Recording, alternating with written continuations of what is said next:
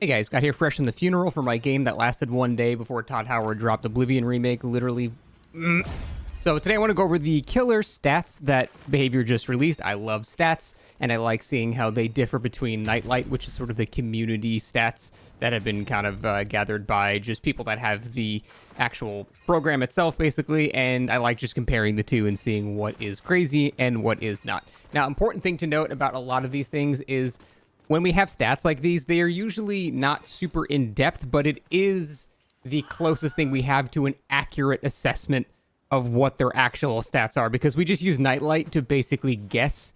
It's probably pretty accurate within a couple of percent, but we don't actually know for sure exactly what percentages of all these things are. So it's really nice to get these every once in a while. Now, it's important to note that this is between January and March. So the reason you don't see the Ghoul here, obviously, at the highest killer picks is because the Ghoul didn't exist yet.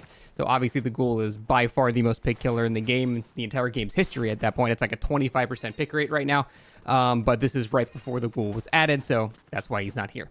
So it's cool. They separate it between low MMR and high MMR, and it's good we actually have numbers here just to make sure that they're still using the same system, because for those who don't know, 1800 MMR is what's known as the soft cap, and it's good to see confirmation that that's still what they're using. The soft cap is basically everybody above that point can go against each other. So whether you have 8 trillion MMR or 1801 MMR, you guys can still go against each other. It's still going to prioritize going for the people that are closer together, but the point is you're going to be able to get matched with basically anybody above that amount. And the whole complaints with the system is that cap is just way too easy to get to. Thus, the MMR system barely does anything. It just separates, brand new baby players with everybody else. So that's like the whole criticism against the whole system. But it's good to see reinforcement that that is the number that they're still using. So we try to piece together what the hell the MMR values and stuff like that actually are, just from leaks of certain things, Fiddler getting some other things, and we have a decent picture of what it's like. But anyway, I just wanted to go over that as confirmation that the 1800 is still the soft cap. So let's go. Low MMR, Huntress being high makes a lot of sense. She's a free killer. You don't have to purchase her or anything like that, so her having a high kill rate because she's actually very strong, especially against new players, makes a lot of sense. Then we have Wesker, Blight, Wraith, and Legion. I definitely understand Wraith and Legion in low MMR. Wraith even at high MMR is pretty good. Legion is not a very good killer against good players that know how to separate, but against bad players that are too scared to remain injured and they always group up, Legion absolutely dominates.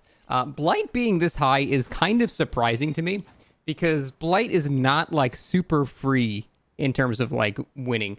You have to know how to play a little bit. I'm not saying he's super hard or anything, but for a brand new player to the game, Blight is one of the more difficult killers to control. So I'm kind of surprised to even see him on the lower MMR list.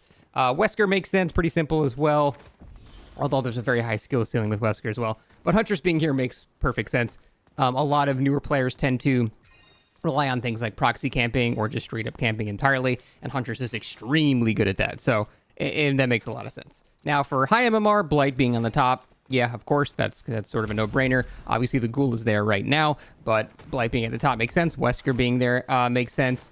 Huntress and Nurse also make sense. Freddy is the one where I'm kind of confused, but then I realized since this is January to March, this is kind of when the Freddy rework was still new. So anytime you have a rework for something like that, the kill rates are going to be higher and the pick rate is going to be higher. Because I really don't see Freddy ever anymore. In fact, if we go to Nightlight, I bet Freddy's pick rate is...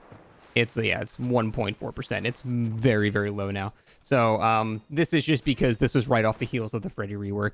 He's not that high anymore. But everything else here seems accurate. Huntress is just so consistently, since 2017, just always in the top 5 most pick killers, every single time. She's so consistent. And then, everyone loves Wesker still. And Nurse and high MMR obviously makes a lot of sense. So all this tracks. Nothing too crazy here. That is all self-explanatory stuff. Now, in terms of deadliest killers, so like I just said, the kill rates for killers that have been recently reworked is typically always inflated and higher than they actually are, because people don't know how to counter the thing yet. So there's usually a period of a couple of weeks where their kill rates are way higher than they will. And for example, the Ghoul's kill rates right now on Nightlight, is pretty damn high, but I'm willing to bet this is going to actually drop slightly as well. And surprisingly, 62% is not such a crazy outlier to where it's oh my god, this is ridiculous. Yeah, it's high. It's definitely on the higher end, But there are killers that have, 60, 62, 60, 61% kill rates. Granted, this is among the highest, but we're not off by that many percent. So that was kind of crazy for me to see, like, at least in terms of, like, kill rates and stuff like that. For a new killer that's extremely powerful, only a 62% kill rate, I actually thought it would be even higher than that. So that was actually surprising to me. But anyway, so the deadliest killers, Freddy being here, obviously is not indicative of reality. His kill rates have gone down probably about 10% by now. This is just because he was brand new. Now, for number 2 on high MMR, Twins being 69%, that makes a lot of sense, and I don't see that really dropping. If we go to actually Twins, who is probably all the way at the bottom here. Yeah, there she is, literally at the bottom.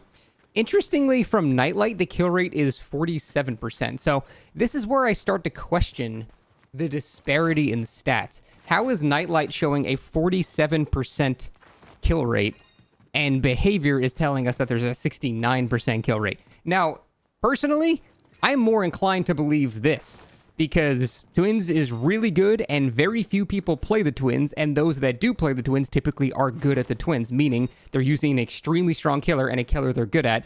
Their kill rate is going to be disproportionately high. So the fact that it's 47% on Nightlight, I find not even accurate. I think this is a far more realistic interpretation of what her actual kill rate and high MMR would actually be, because she is an absolute monster, and I am so grateful basically no one plays her. Again, Blight being deadliest, no big deal. Nurse and Spirit, these are all no-brainers. I'm surprised Dracula's not there. Dracula's probably like right here. But yeah, everything here makes sense except Freddy, who was only here because of the recent rework he got, and that's the time period when this was taking place. But everything else here makes perfect sense. Interestingly, we have Twins on the low MMR number 3 as well. That is surprising to me because the Twins is a little bit more complicated than your standard new, basic Wraith killer. Even like Hillbilly, while mechanically intensive, you just go fast in line with Saw. It's not that complicated. Twins requires a decent amount of like macro knowledge to know when to use Victor, when to spread it out, when to start snowballing. Like, it requires a decent amount of knowledge. So to see that she still has that high of a kill rate is kind of crazy in a low MMR setting where people are not going to be as good. Vecna being at 66% in low MMR kind of makes sense to me because a lot of people don't understand. They can probably duck under Flight of the Damned. They might not understand to drop pallets early for Mage Hand, things like that. So not knowing the counterplay can make Vecna seem way stronger than he actually is. Sadako is another example. She's always consistently on the higher end of low MMR kill rates because her side objective is not immediately clear and it's a bit more confusing to new players. So they end up getting condemned a lot more than a player that knows how to play the game. Dredge is another great example of low MMR differences, where Dredge and high MMR is kind of not good at all. He's like a C-tier killer, in my opinion, except on a few maps like Midwich, where he's actually very good. Dredge is way too map dependent to be a good killer. But against new players, Nightfall, if you don't know map layouts, Nightfall is one of the strongest things in the game. So for low MMR, that actually makes perfect sense. So I am not surprised to see Dredge doing pretty well at the low MMR settings. Now, in terms of escape rates, this is the stuff I actually like seeing because this does give the best overall basic descriptor of overall balance in DBD. I know there are a million nuances there, and I know it's not simple, but it's the closest thing we have to a general descriptor of balance in DBD. Again, I'll reiterate one more time. I know there are so many caveats to this, and there are so many exceptions. Oh, what about a guy that just greeted, even though there were, the killer got one hook and he hooked one guy at the end game and they all try to get altruism, then he gets a 3K. Oh, now that's a 3K. Like, I understand that, but you also have to take into account for the fact that regardless of how you arrive at these scenarios, that is the outcome of the match. In that scenario, even if the killer had 0 kills the entire game and then altruism got more people killed, that means that that's more often than not how games go, and thus that is mostly accurate to how an actual match of DBD is. You can't think of these scenarios where everyone's going to be a perfect comp squad. Someone's out there like, all right, let's get our 3 out. We got to score as many points as possible. Most people just don't really play like that, so it's not indicative to the actual game. So that's why I reiterate, although there are definitely nuances and stuff like that to it, this is the most accurate general descriptor we have of DBD's balance. So solo queue escape rate 42%. What's interesting is the solo queue escape rate is higher than the 2-person escape rate. And you know why? I think that actually makes perfect sense, because if you're solo queue, you're more inclined to just get out and just just escape, and that's really all you care about. When you're playing with a friend, you're probably more inclined to do some silly shit. You might set up some dumb head-on plays or some boil-over plays, or someone's trying to get Metal Man off of you, or like you're trying to do some flashlight saves. When you have a friend with you, it's more likely you're going to try to do some dumb shit that's not just trying to escape the match. While in solo queue, you don't have the coordination to even try that, so you're just focusing your objective solely. So the fact that there's a lower escape rate for these actually makes a lot of sense to me. That is actually pretty understandable. Now, granted, that is for low MMR or just overall MMR, but it mostly rings true even in high MMR. So I just found that funny, that the solo queue escape rate is actually a bit higher than 2 people. Now, once you start getting the 3 people, even if they're screwing around, we're starting to get a lot of coordination to where it's going to be harder for killer. And then once we get all the way up to 4-man, you can see the difference. Low MMR 4-mans, it doesn't matter. They're not good. It just, whether they're friends or not, doesn't change the fact that they're not good at the game. So they're still not escaping much. But when you actually see a strong 4-man, that's when you start seeing escape rates, not even getting to 50%, but approaching 50%.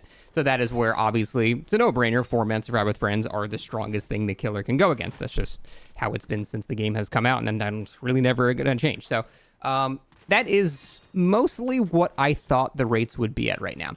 The thing is, though, 4-man survive with friends are the least likely lobby you are to encounter, at least based on their ult statistics. It was a pretty low amount.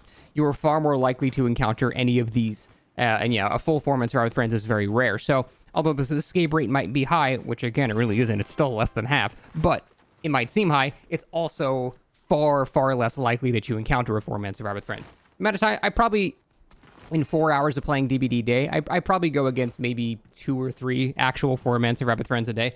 Like, it's not a particularly common thing, and I know a lot of people like to, convince themselves that what they're going against actually is, but, I mean, at least on Steam, it's pretty easy to see if they're even just on their friends list. Like, you can verify these things.